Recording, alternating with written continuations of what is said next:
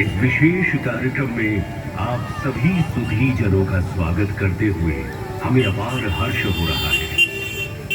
पर्वत शिरोमणि गिरिराज गोवर्धन जी ने बना ये पवित्र कुसुम सरोवर आज इस कार्यक्रम का मंच बना है।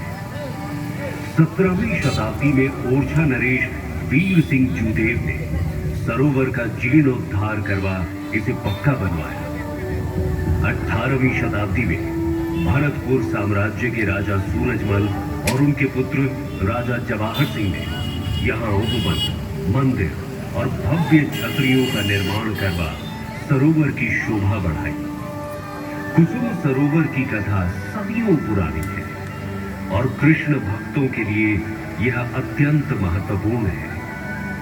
आइए इस कार्यक्रम के माध्यम से श्री कृष्ण का स्मरण करें और यहाँ की कथाओं को जानें।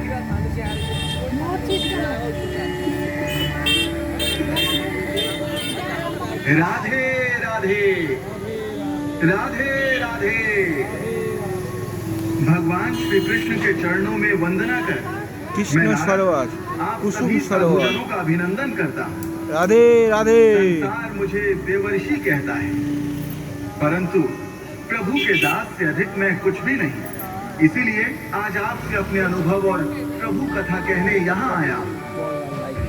भगवान ने दुष्टों और पापियों के नाश और धर्म को पुनः स्थापित करने हेतु अवतार लिया। ये तो आप सबको ज्ञात है, परंतु क्या आपने ब्रजमंडल के प्राकट्य की कथा सुनी है? राधे राधे। तो चलिए मेरे साथ श्री कृष्ण के गोलोक धाम।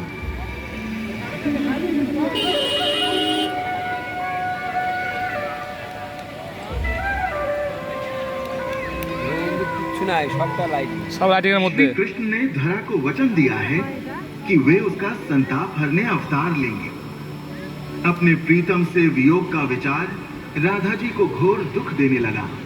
ये देख भगवान बोले, प्रोजेक्ट लगाना है। हे हृदयवासिनी राधा, तुम भी मेरे साथ भूलोक चलो। नाथ, प्रोजेक्ट पृथ्वी जरा पर मध्य मेरा मन कैसे लगेगा? हाँ वहाँ न वृंदावन है, न गोवर्धन पर्वत और न ही यमुना। ऐसे में गोलोक धाम छोड़कर मैं कैसे जाऊँ? अपनी प्राण वल्लभा की मन की बात सुन प्रभु मुस्कुरा दिए। भगवान की अनुकंपा से गोलोक धाम की 84 कोस भूमि 24 वनों के साथ पृथ्वी लोक आई। धरती को निर्मल करने यमुना जी बह निकली और गोवर्धन जी ने पश्चिम दिशा में द्रोणांचल पर्वत के पुत्र रूप में जन्म लिया। हाँ हाँ, मुझे पता है आप लोगों के मन में शंका उठ रही है कि वृंदावन से कोसों दूर अवतरित होने पर भी गिरिराज गोवर्धन यहाँ कैसे आए। ये भी प्रभु की लीला ही है। तो सुनिए गोवर्धन जी के ब्रज पधारने की कथा। राधे राधे राधे राधे। एक समय मुनि श्रेष्ठ पुलत्स्य पर्वत प्रदेश पधारे और द्रोणाचल से बोले, हे पर्वतों के स्वामी ध्रुव, मेरी एक याचना है, आप आदेश करें मुनिवर। मैंने तुम्हारे पुत्र गोवर्धन के दर्शन किए। वो सुंदर वृक्षों, लताओं और पुष्पों से मंडित है और नाना प्रकार के पशु पक्षी उसकी शोभा बढ़ाते हैं। अपना पुत्र तुम मुझे दे दो, मैं उसे ले जाकर काशी में स्थापित करूंगा और उस पर निवास कर तप करूंगा। पुत्र से बिछड़कर मुझे हर्ष तो न होगा, पर लोक कल्याण के लिए आप इसे ले जाइए। जाओ पुत्र, आपकी आज्ञा शिरोधार्य है, परंतु हे महात्मा पुलत्स्य, मेरा शरीर 8 योजन लंबा, 2 योजन ऊंचा और 5 योजन चौड़ा है। आप मुझे किस प्रकार ले जाएंगे?